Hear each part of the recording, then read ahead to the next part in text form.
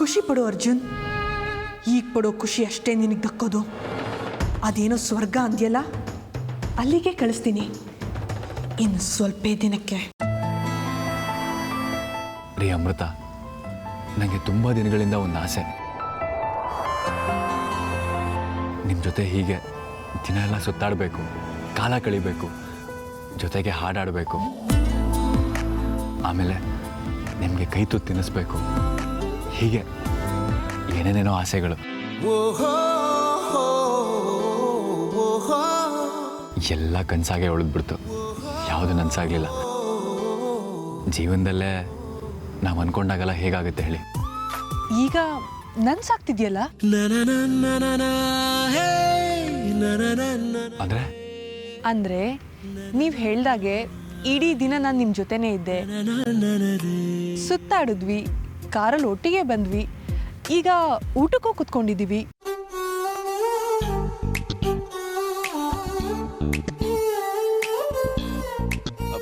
ರೀ ರೀ ರೀ ರೀ ಒಂದು ನಿಮಿಷ. ಒಂದೊಂದ್ಸತಿ ನೀವೇನು ಅಂತ ಅರ್ಥನೇ ಆಗಲ್ಲ. ಒಂಥರ ಪಜಲ್ ಥರ ನೀವು. ಹೀಗೂ ಅಂತೀರಾ, ಹಾಗೂ ಅಂತೀರಾ. ಒಟ್ನಲ್ಲಿ ನೀವೇನು ಅಂತ ಅರ್ಥನೇ ಆಗಲ್ಲ. ಈಗಲೂ ನನಗಿಲ್ಲಿ ಏನು ನಡೀತಿದೆ ಅಂತ ಗೊತ್ತೇ ಆಗ್ತಾ ಇಲ್ಲ. ಇಷ್ಟೊಂದೆಲ್ಲ ಅರೇಂಜ್ಮೆಂಟ್ಸು ನೀವು ನನಗೋಸ್ಕರ ಮಾಡಿದ್ದೀರಾ ಅಂದರೆ ನನ್ನ ಕೈಲಿ ನಂಬೋಕೆ ಆಗ್ತಾ ಇಲ್ಲ. ಅವತ್ತು ನಾನು ಕರೆದಾಗ ಒಳ್ಳೆ ಹಾವಿನ ಥರ ಬುಸ್ಕೊಡ್ತಾ ಇದ್ರಿ. ಅದೆಲ್ಲ ಬಿಡಿ, ಅದೆಲ್ಲ ಹಳೆ ಕತೆ. ಹೋಗ್ತಾ ಹೋಗ್ತಾ ಎಲ್ಲ ನಿಮ್ಗೆ ಅರ್ಥ ಆಗತ್ತೆ.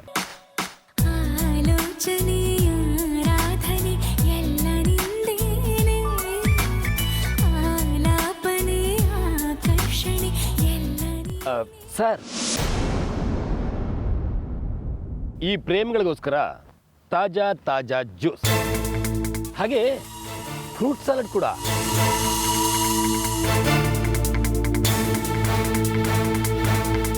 ತಗೊಳ್ಳಿ. ವಾವ್, ಎರಡು ನನ್ನ ಫೇವ್ರೆಟ್. ಥ್ಯಾಂಕ್ಸ್. ಇನ್ನೊಂದು ಸ್ವಲ್ಪ ಹೊತ್ತು ಬಿಟ್ಕೊಂಡು ಊಟನೂ ತಗೊಂಡ್ಬರ್ತೀನಿ. ನಿಮ್ಮಿಬ್ಬರಿಗೆ ತೊಂದರೆ ಕೊಡಲ್ಲ.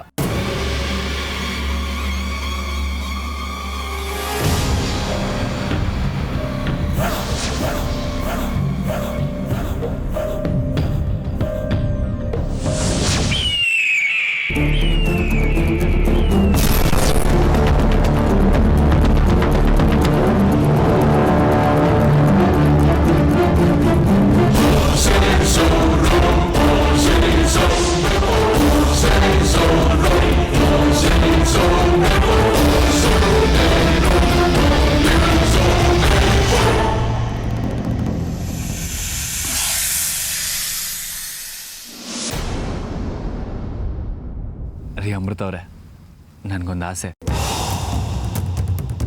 ಒಂದೇ ಲೋಟದಲ್ಲಿ 2 ಸ್ಟ್ರಾ ಹಾಕಿ ನಾವಿಬ್ಬರು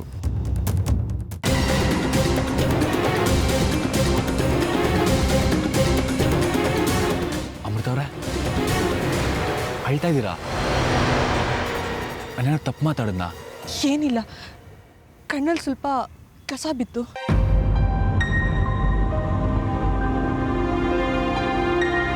ಸರ್ ಸರ್, ಜ್ಯೂಸ್ ಕುಡಿಬಿಡಿ. ಸಾರಿ, ಈ ಜ್ಯೂಸು ನಿಮ್ದಲ್ಲ. ಈ ಜ್ಯೂಸು ಬೇರೆಯವ್ರದ್ದು. ನಾನು ಮಿಸ್ ಆಗಿ ತಂದ್ಕೊಟ್ಬಿಟ್ಟೆ. 2 ನಿಮಿಷ, ನಾನು ತಂದ್ಕೊಟ್ಬಿಡ್ತೀನಿ.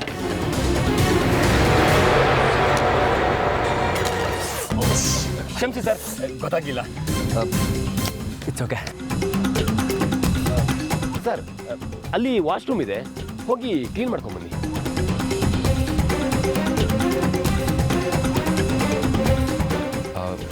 ಅಮೃತವ್ರೆ, 1-2 ನಿಮಿಷ ಹೋಗಿ ವಾಶ್ ಮಾಡ್ಕೊಂಬಂದ್ಬಿಡ್ತೀನಿ. ಹೋಗ್ಬಿಡಿ ಅರ್ಜುನ್, ದಯವಿಟ್ಟು. ಎಲ್ಲೇ ನೀರಿದೆಯಲ್ಲ, ಇದರಲ್ಲೇ ಸರಿ ಹೋಗುತ್ತೆ. ಇದರಲ್ಲೇ ಒರೆಸ್ಕೊಂಡ್ರೆ ಆಗಲ್ವಾ? ಅಮೃತವ್ರೆ, ಒಳ್ಳೆ ಚಿಕ್ಕ ಮಗಳ ಥರ ಆಡ್ತಿದ್ದೀರಲ್ರಿ. ಯಾಕ್ರಿ, ಹೆದರಿಕೆನಾ? ಡೋಂಟ್ ವರಿ, ಹೀಗೆ ಹೋಗಿ ಹಾಗೆ ಬರ್ತೀನಿ. 2 ಮಿನಿಟ್ಸ್, ಬಂದೆ.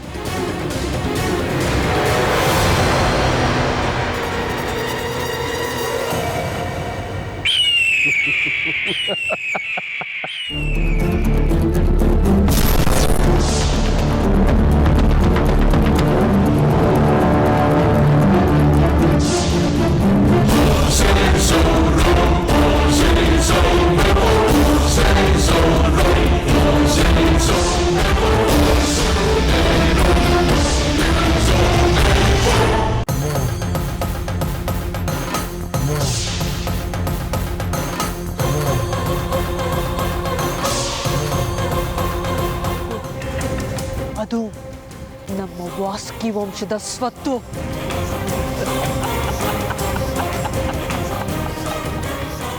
ಏನಂದೆ? ಇನ್ನೊಂದ್ಸರಿ ಹೇಳಿ ನೋಡೋಣ. ಒಂದು ಸಾರಿ ಏನು 1000 ಸತಿ ಹೇಳ್ತೀನಿ. ನಾಗಮಣಿ ವಾಸುಕಿ ವಂಶದ ಸ್ವತ್ತು. ಅದನ್ನ ಪಡ್ಕೋತೀನಿ. ಏಯ್! ನಾಗಮಣಿ ಯಾವತ್ತಿದ್ರೂ ಈ ತಕ್ಷಕ ವಂಶದವರ ಸ್ವತ್ತು. ಅದು ಯಾವುದೇ ಕಾರಣಕ್ಕೂ ನಿಮ್ಮ ವಂಶದವರ ಕೈ ವಶ ಆಗೋದಕ್ಕೆ ನಾನು ಅವಕಾಶ ಮಾಡಿಕೊಡೋದಿಲ್ಲ.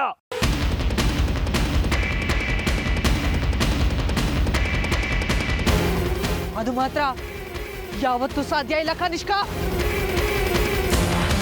ನನ್ನ ಪ್ರಯತ್ನಕ್ಕೆ ಧಕ್ಕೆ ತರಬೇಡ ನೀನು. ಕೋಪ ಎಂಥದ್ದು ಅಂತ ನಿನಗಿನ್ನೂ ಗೊತ್ತಿಲ್ಲ. ಸುಮ್ಮನೆ ನನ್ನ ಮುಂದೆ ಸೋಲ್ಬೇಡ. ಹೋಗ್ತಾ ಇರು. ಸೋಲು?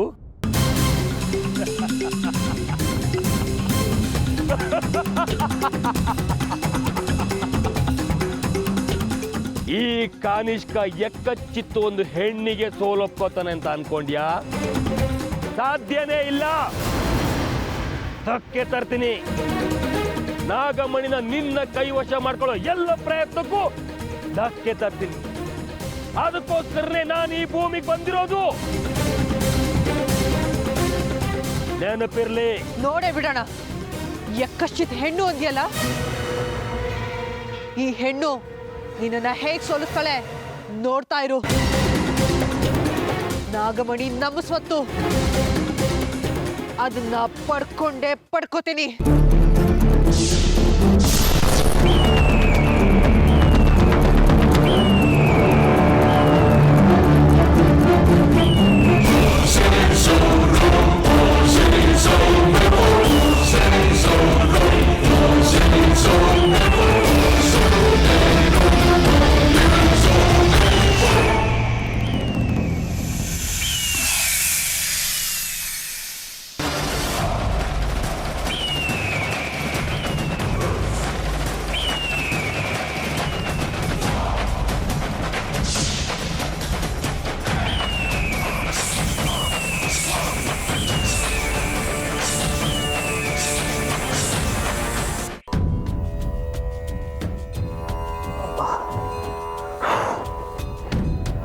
ಆಫೀಸಲ್ಲಿ ತುಂಬ ಕೆಲಸ ಕಣೆ, ಬರೋದು ಲೇಟ್ ಆಗೋಯ್ತು. ಸಾರಿ. ಪರವಾಗಿಲ್ಲ ಬಿಡಿ. ಊಟ ಮಾಡಿದ್ಯಾ? ಅಮೃತ ಊಟ ಮಾಡಿಲ್ಲ. ಯಾಕೆ ಸರೋಜ, ನಿದ್ದೆ ಬರ್ತಾ ಇಲ್ವಾ? ಯಾಕೋ ಗೊತ್ತಿಲ್ಲ ರೀ, ನಿದ್ದೆನೇ ಬರ್ತಾ ಇಲ್ಲ. ಯಾಕೆ ಸರೋಜ, ಏನಾಯಿತು? ಅಲ್ಲ ರೀ, ತಂದೆ ತಾಯಿಯಾಗಿ ಆ ಕರ್ತವ್ಯನ ನಾವು ಸರಿಯಾಗಿ ನಿಭಾಯಿಸ್ತಿದ್ದೀವ ಅಂತ ಅನಿಸ್ತಾ ಇದೆ ನನಗೆ. ಯಾಕೆ ಹಾಗಂತ್ಯ ಸರೋಜ? ಅಪ್ಪ ಅಮ್ಮ ಆಗಿ ಅಮೃತಂಗೆ ಏನೇನು ಬೇಕೋ ಅದೆಲ್ಲ ಕೊಡಿಸಿದ್ದೀವಲ್ಲ ನಾವು. ಒಂದನ್ನ ಬಿಟ್ಟು ಇತ್ತೀಚೆಗೆ ಅಮೃತನ ಗಮನಿಸಿದ್ದೀರಾ? ಇತ್ತೀಚೆಗೆ ತುಂಬ ಡಲ್ಲಾಗಿರ್ತಾಳೆ. ಯಾವಾಗಲೂ ಅರ್ಜುನ್ ನೆನಪಲ್ಲಿ ಕೊರಗ್ತಾ ಇರ್ತಾಳೆ. ಇವತ್ತು ಸರಿಯಾಗಿ ಊಟನೂ ಮಾಡಿಲ್ಲ ಗೊತ್ತಾ ಅವಳು. ಯಾವಾಗಲೂ ರೂಮಲ್ಲಿ ಒಬ್ಬಳೇ ಬಾಗಿಲು ಹಾಕೊಂಡು ಕೂತಿರ್ತಾಳೆ. ಕೆಲವೊಂದೊಂದ್ಸಲ ದೇವಸ್ಥಾನಕ್ಕೆ ಹೋಗಿ ಕೂತಿರ್ತಾಳೆ. ಹೀಗೆ ಮುಂದುವರೆದ್ರೆ ಅವಳ ಗತಿ ಏನಾಗುತ್ತೋ ಅಂತ ನೆನೆಸ್ಕೊಂಡ್ರೆ ತುಂಬ ಭಯ ಆಗುತ್ತೆ ರೀ. ನಾನು ಅಬ್ಸರ್ವ್ ಮಾಡಿದ್ದೀನಿ ಸರೋಜ, ಆದರೆ ಪರಿಸ್ಥಿತಿ ಈಗ ಕೈ ಮೀರಿ ಹೋಗಿದೆ. ನಾವಾದರೂ ಈಗ ಏನು ಮಾಡೋಕ್ಕಾಗತ್ತೆ ಹೇಳು? ನಿಶ್ಚಿತಾರ್ಥನೂ ನಡೆದು ಹೋಯ್ತು. ಅದು ಮಯೂರಿ ತಂದೆ ತಾಯಿ ಸ್ಥಾನದಲ್ಲಿ ನಾವೇ ಖುದ್ದ ಕೂತು ನಿಶ್ಚಿತಾರ್ಥ ನಡೆಸ್ಕೊಟ್ಟಿದ್ದೀವಿ. ಈಗ ವಿಷ್ಣು ಅವ್ರ ಹತ್ರ ಹೋಗಿ ಈ ಮದುವೆ ಮುರಿರಿ, ವಿಚಾರ ಈ ಥರ ಇದೆ ಅಂತ ಹೇಳಿದ್ರೆ ಮರ್ಯಾದೆ ಇರುತ್ತಾ ಹೇಳು? ಮರ್ಯಾದೆ ವಿಚಾರ ಬಿಡ್ರಿ. ಮಕ್ಕಳಿಲ್ಲದ ನಮಗೆ ಆ ದೇವ್ರು ಕೊಟ್ಟಿರೋ ವರ ಅಮೃತ. ಅವಳು ಕೊರ್ಗಿ ಏನಾದರೂ ಮಾಡ್ಕೊಂಡ್ರೆ ಏನು ಮಾಡೋದು? ನಿನ್ನ ಮನಸ್ಥಿತಿ ನಂಗೆ ಅರ್ಥ ಆಗ್ತಿದೆ ಸರೋಜ, ಆದರೆ ಈಗ ಏನು ಮಾಡೋದು ಹೇಳು? ರೀ, ವಿಷ್ಣು ಅವರು ನಿಮಗೆ ತುಂಬ ಕ್ಲೋಸ್ ಅಲ್ವಾ? ಅವ್ರ ಹೆಂಡತಿ ಹೇಮ ಅವರು ನನಗೂ ತುಂಬ ಕ್ಲೋಸೇ. ಅದಕ್ಕೆ ಒಂದ್ಸಲ ಅವ್ರ ಮನೆಗೆ ಹೋಗಿ ವಿಷಯ ಹೀಗೀಗಿದೆ ಅಂತ ಹೇಳೋದ್ರಲ್ಲಿ ತಪ್ಪೇನಿಲ್ಲ ಅಲ್ವಾ? ಆದರೂ ರೀ, ವಿಷ್ಣು ಅವರಿಗೆ ಅರ್ಜುನ್ ಅಂದರೆ ತುಂಬ ಪ್ರೀತಿ. ಅವ್ನು ಏನು ಹೇಳಿದ್ರು ಕೇಳ್ತಾರೆ.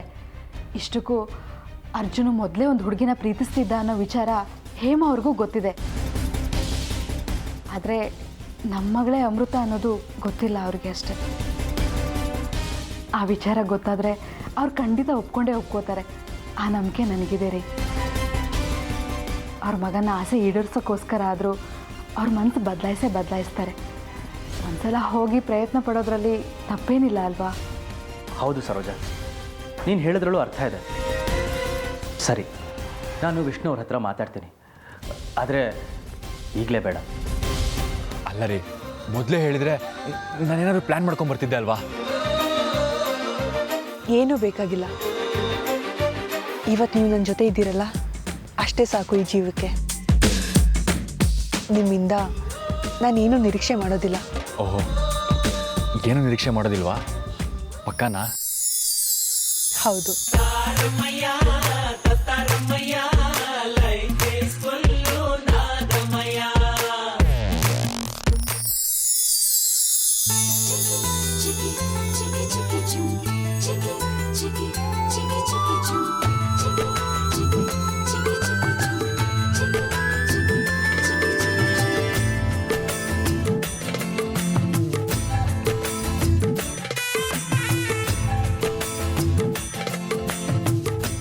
ಕಾಲ್ಗೆಜ್ಜೆ ಇದನ್ನ ಯಾವಾಗ ತಗೊಂಡ್ಬಂದ್ರಿ? ಯಾವಾಗ ನೀವು ಇಂಡೈರೆಕ್ಟಾಗಿ ನಿನ್ನ ಮೀಟ್ ಮಾಡಬೇಕು ಅಂತ ಹೇಳಿದ್ರೋ ಆವಾಗಲೇ ಅಂದ್ಕೊಂಡೆ ಏನೋ ಸ್ಪೆಷಲ್ ಇರಬೇಕು ಅಂತ. ಆದರೆ ಈ ಗೆಜ್ಜೆನೇ ಯಾಕೆ ಅಂತ ಗೊತ್ತಾಗಲಿಲ್ಲ. ನಿಮಗೆ ಗೊತ್ತಾಗಲಿಲ್ಲ ಅಲ್ವಾ? ಹೇಳ್ತೀನಿ ಕೇಳಿ.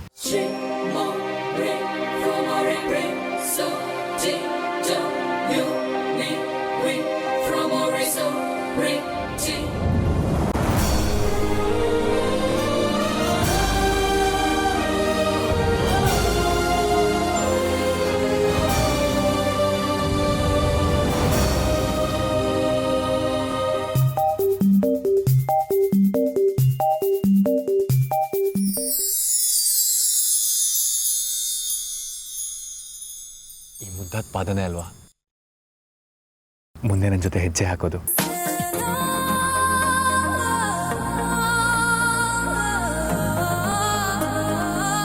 ಈ ಮುದ್ದಾದ ಪಾದಗಳೇ ಅಲ್ವಾ ನನ್ನ ನೋವು ನಲಿವಲ್ಲಿ ಪಾಲು ತಗೊಳ್ಳೋದು, ನನ್ನ ಕಷ್ಟದ ಸಮಯದಲ್ಲಿ ನನ್ನ ಜೊತೆ ನಿಲ್ಲೋದು. ತುಂಬ ಕನಸು ಕಟ್ಕೊಂಡಿದ್ಯಾ ಪಾಪ. ನಿನ್ನ ಸರ್ವನಾಶ ಮಾಡೋದಕ್ಕೆ ನಾನು ನಿನ್ನ ಜೊತೆಗಿರೋದು ಅಂತ ಗೊತ್ತಾಗೋ ಅಷ್ಟರಲ್ಲಿ ನಿನ್ನ ಉಸಿರನ್ನ ನಾನು ನಿಲ್ಲಿಸ್ತೀನಿ.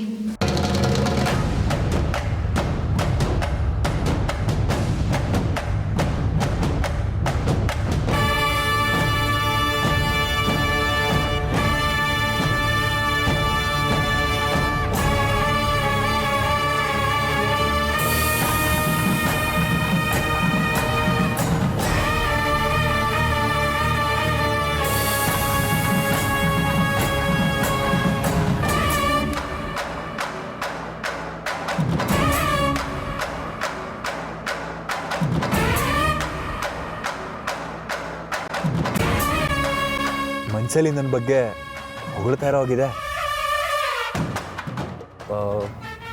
ಏನು ಹೇಳ್ತಾ ಇದ್ದೀರಾ ಅಂತ ನಾನು ಹೇಳಲ್ಲ? ಕೇಳಿ ಹೇಳ್ತೀನಿ. ತುಂಬ ಕನಸುಗಳನ್ನ ಕಟ್ಕೊಂಡಿದ್ದೀಯ ಅರ್ಜುನ್. ಕನಸಿನ ಜೊತೆ ನಾನು ಇರ್ತೀನಿ. ನೀನು ಉಸಿರಲ್ಲಿ ಉಸಿರಾಗಿರ್ತೀನಿ ಅಂತ ತಾನೆ?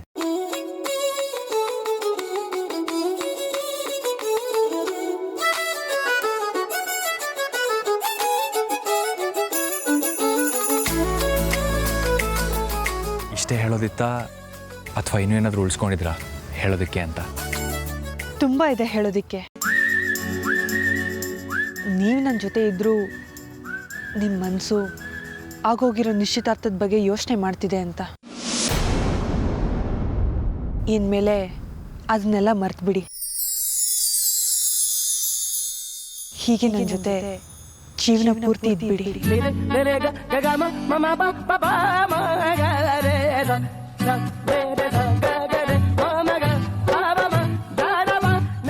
ಇರ್ತೀರಾ ಅಲ್ವಾ?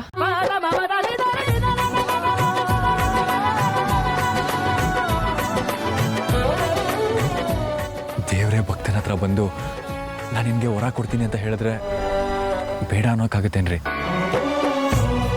ಈ ಅರ್ಜುನ್ ಯಾವತ್ತಿದ್ರು ಅಮೃತಾಗೆ ಸೇರ್ದವ್.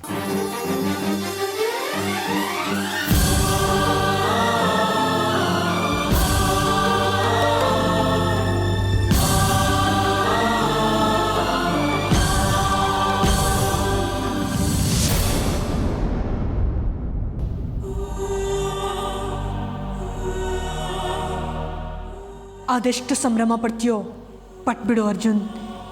ಯಾಕೆ ಅಂದರೆ ಈ ಖುಷಿ ಇನ್ನೂ ಹೆಚ್ಚು ದಿನ ಇರೋಲ್ಲ.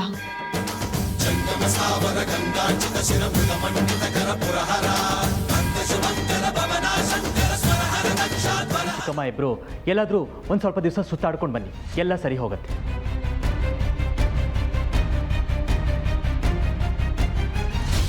ಅಯ್ಯೋ ಅಯ್ಯೋ ಅಯ್ಯೋ, ನಿಮ್ಗೆ ಹೀಗೆ ಹೇಳಿದ್ರೆ ಅರ್ಥ ಆಗಲ್ಲ. ಈಗ ಅಮೃತನ್ನೇ ಕರೆಸಿ ಅವಳ ಕತ್ತಲ್ಲಿ ಮಚ್ಚೆ ಇದೆಯೋ ಇಲ್ವೋ ಅಂತ ನಿಮಗೆ ಗೊತ್ತಾಗುತ್ತೆ.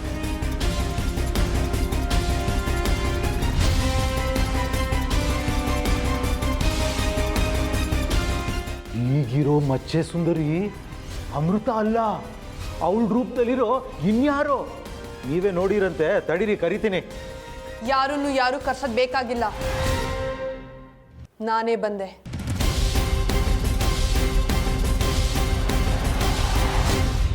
ಏನು ಎಲ್ಲರೂ ಏನು ಗಾಬರಿಯಾಗಿರೋ ಹಾಗಿದೆ?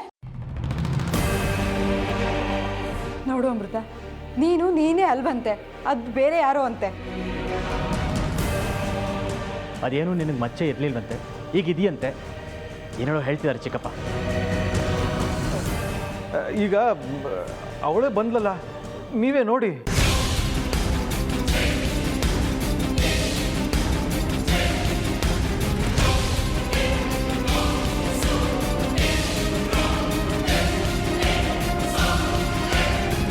ಚಿಕ್ಕಪ್ಪ ಏನು ಇಲ್ವಲ್ಲ ಇಲ್ಲಿ?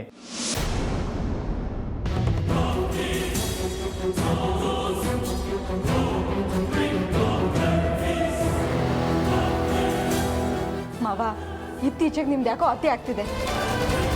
ನೋಡಿ ಚಿಕ್ಕಪ್ಪ, ನಿಮಗೆ ಮೊದಲಿಂದನೂ ಅಮೃತನ್ ಕಂಡ್ರೆ ಅಸಹನೆ ಇದೆ ಅಂತ ಗೊತ್ತು. ಅದಕ್ಕೆ ಹೀಗೆಲ್ಲ ತಲೆ ಬುಡ ಇಲ್ಲದೆ ಮಾತಾಡಿದ್ರೆ ಜೋಕರ್ ಅಂತ ಅನಿಸ್ಕೋತೀರಾ? ನಾವು ದೊಡ್ಡವರು ಅಂತ ನಾವು ಸುಮ್ಮನೆ ಇದ್ದೀವಿ. ಅದನ್ನೇ ಮಿಸ್ಯೂಸ್ ಮಾಡಿಕೊಂಡು ಅಧಿಕ ಪ್ರಸಂಗ ಮಾಡಿದ್ರೆ ಚೆನ್ನಾಗಿರಲ್ಲ.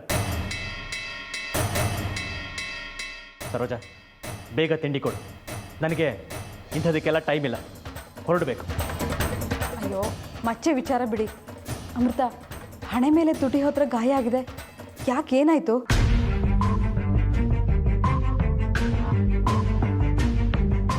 ಏನಿಲ್ಲ ಅಮ್ಮ, ದಾರಿಯಲ್ಲಿ ಬರಬೇಕಾದ್ರೆ ಎಡು ಬಿದ್ದುಬಿಟ್ಟೆ,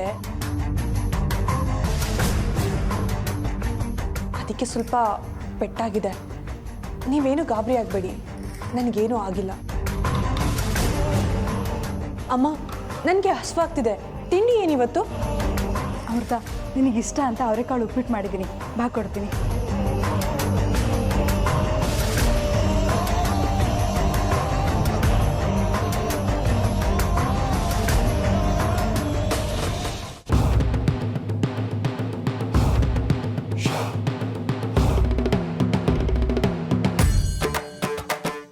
ಇದು ಹೇಗೆ ಸಾಧ್ಯ? ಇದು ಅಮೃತ ಆದರೆ ಆ ಶೇಷಮ್ಮ ಏನಾದ್ಲು, ಇದು ಶೇಷಮ್ಮ ಆದರೆ ಆ ಮಚ್ಚೆ ಏನಾಯ್ತು? ಏನು ಕನ್ಫ್ಯೂಷನ್ ಇದು.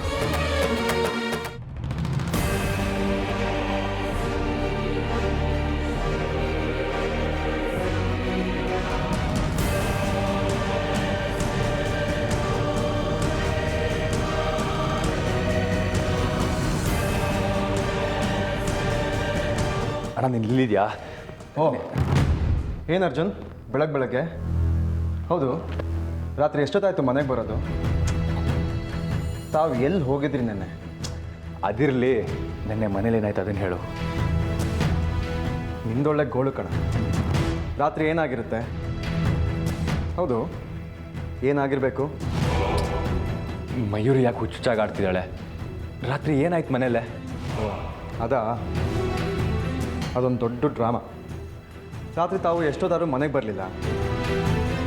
ಮಯೂರಿ ಅದನ್ನೇ ದೊಡ್ಡ ಟೆನ್ಷನ್ ಮಾಡಿಕೊಂಡು ನಮ್ಮೆಲ್ಲರ ಮೇಲೂ ಕೂಗಾಡೋದು. ಅವಳಿಗೆ ನೀನು ಅಮೃತ ಜೊತೆ ಇದೆಯಾ ಅಂತ ಡೌಟು.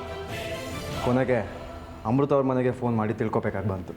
ಏನೋ ಅಮೃತ ಅವ್ರ ಮನೆಗೆ ಫೋನ್ ಮಾಡಿದ್ರಾ? ಏನಂದ್ರು? ಹೆದರ್ಕೋಬೇಡ, ಅಮೃತ ಅವರು ಮನೇಲೇ ಇದ್ದರು. ಅವರೇ ಮಾತಾಡಿದ್ರಪ್ಪ ಫೋನಲ್ಲಿ. ಆಮೇಲೆ ಇಲ್ಲೆಲ್ಲ ಸ್ವಲ್ಪ ತಣ್ಣಗಾಯ್ತು. ಅದು ಸರಿ, ನೀನೆಲ್ಲ ಹೋಗಿದ್ದೆ? ಏನೋ ಅಮೃತ ಅವರು ಮನೇಲಿದ್ರಾ? ಮಾತಾಡಿದ್ರಾ? ಹೌದಪ್ಪ ದೊರೆ.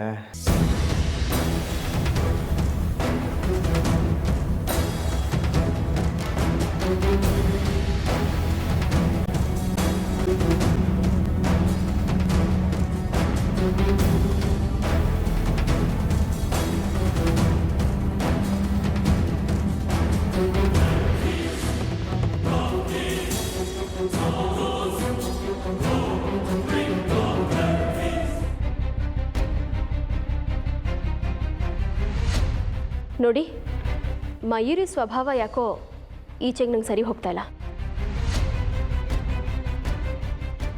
ಈ ಮದುವೆಗೆ ಏನು ಕಿರಿಕಾಗತ್ತೆ ಅಂತ ಸ್ಟ್ರಾಂಗ್ ಆಗಿ ಅನಿಸ್ತಿದೆಯಲ್ಲ ನನಗೆ. ಹೇಮಾ, ಮಯೂರಿ ಇನ್ನೂ ಚಿಕ್ಕ ಹುಡುಗಿ, ಅವಳಿಗೆ ತಿಳುವಳಿಕೆ ಇಲ್ಲ, ಅದಕ್ಕೆ ಆಗ ಮಾತಾಡ್ತಾಳೆ. ಅವಳಿಗೆ ಅರ್ಜುನ ಕಂಡ್ರೆ ತುಂಬ ಪ್ರೀತಿ, ಹಾಗಾಗಿ ಸ್ವಲ್ಪ ಕೂಗಾಡಿದಾಳೆ ಅಷ್ಟೇ. ಅಲ್ವೇನು ಅರ್ಜುನ್?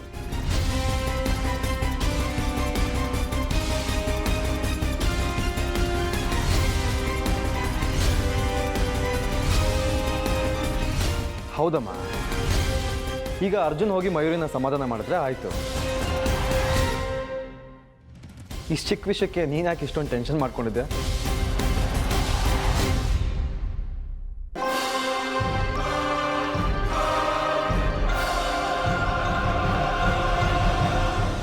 ಕಳ್ಳ ಸಿಕ್ಕಿಬಿದ್ದ. ಈಗಿದೆ ಇವನಿಗೆ ಮಾರಿ ಹಬ್ಬ. ಈ ಸುಂಟ್ರಗಾಳಿ ಇನ್ಮೇಲೆ ಆಗ್ತಾನೇ ಇರುತ್ತೆ. ಅಲ್ಲಿ ಅಮೃತ ಅನ್ನೋ ತಂಗಾಳಿ, ಇಲ್ಲಿ ಮಯೂರಿ ಅನ್ನೋ ಸುಂಟ್ರಗಾಳಿ.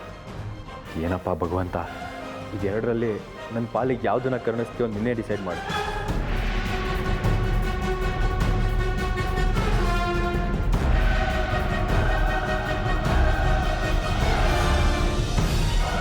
ಮಯೂರಿ, ಏನಮ್ಮ ಇದು? ನಾನು ಹೇಳಿದ್ರೆ ಯಾರು ನಂಬಲಿಲ್ಲ ಅಲ್ವಾ? ಇಲ್ಲಿ ನೋಡಿ ಸಾಕ್ಷಿ.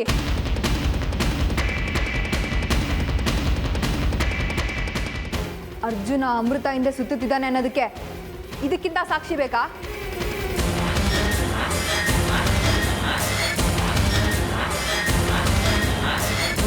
ಆ ಹುಡುಗಿ ಅಮೃತ ಇಂಥದೇ ಬೇಲ್ಗಳನ್ನ ಹಾಕೋದು ನಾನು ಅಬ್ಸರ್ವ್ ಮಾಡಿದ್ದೀನಿ. ಚಿತ್ರ, ಸ್ವಲ್ಪ ಬಾಯಿ ಮುಚ್ಕೊಂಡು ನಿಂತ್ಕೋತೀಯಾ? ಈಗ ಈ ಥರದ ಬೇರು ಎಲ್ಲರ ಹತ್ರನೂ ಇರುತ್ತೆ, ಅಮೃತ ಹತ್ರ ಮಾತ್ರ ಅಲ್ಲ. ನೋಡು, ಉಳಿಯೋ ಬೆಂಕಿಗೆ ತುಪ್ಪ ಸುರಿಬೇಡ. ಸ್ವಲ್ಪ ಬಾಯಿ ಮುಚ್ಕೊಂಡು ನಿಂತ್ಕೋ. ಅಮೃತ ಅವ್ರ ಜೊತೆ ಇದ್ದೇ ಸರಿ, ಆದರೆ ಅವ್ರು ಅವತ್ತು ಹಾಕಿದ್ದು ಈ ವೇಲಲ್ಲ, ರೆಡ್ ಕಲರ್ ವೇಲು.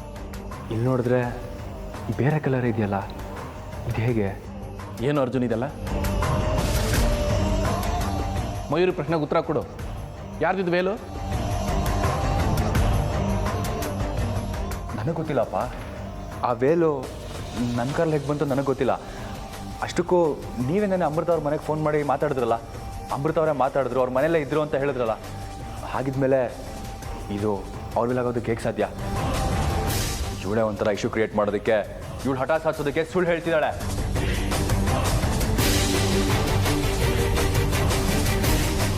ಸುಳ್ಳು ಹೇಳಿ ನನಗೇನು ಆಗಬೇಕಾಗಿಲ್ಲ ಅರ್ಜುನ್. ಈ ವೇಲ್ ನಿನ್ನ ಕಾರಲ್ಲೇ ನನ್ನ ಕಣ್ಣಿಗೆ ಬಿದ್ದಿದ್ದು. ಸುಳ್ಳು ಹೇಳ್ತಿರೋದು ನೀನು. ಸರಿ, ಇದು ಅಮೃತ ವೇಲ್ ಅಲ್ಲ ಅಲ್ವಾ? ಹಾಗಾದ್ರೆ ಇದು ಬೇರೆ ಯಾರ್ದೋ ವೇಲ್ ಆಗಿರಬೇಕು. ಹೇಳು, ಯಾರ ಜೊತೆ ಸುತ್ತಕ್ಕೆ ಹೋಗಿದ್ದೆ?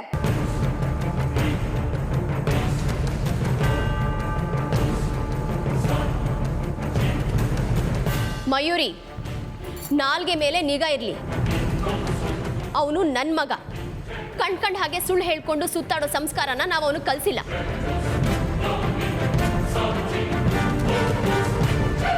ಅವನು ಹೇಳ್ತಾ ಇದ್ದಾನೆ ಅಂದಮೇಲೆ ಅದು ನಿಜನೇ. ನನಗೆ ಅವನ ಮೇಲೆ ನಂಬಿಕೆ ಇದೆ. ಇದೇ ಬೇಕಾಗಿರೋದು.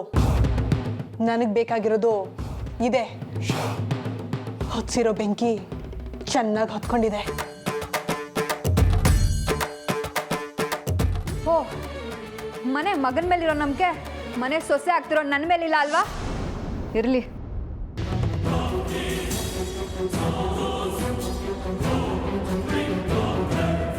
ಮಯೂರಿ ಬಗ್ಗೆ ನಿಮ್ಗೆ ಯಾರಿಗೂ ಗೊತ್ತಿಲ್ಲ.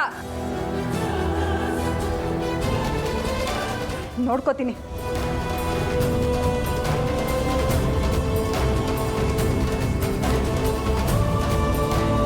ತುಪ್ಪ ಈಗ ಸುರಿತೀನಿ. ಶೇಷ, ಶೇಷ,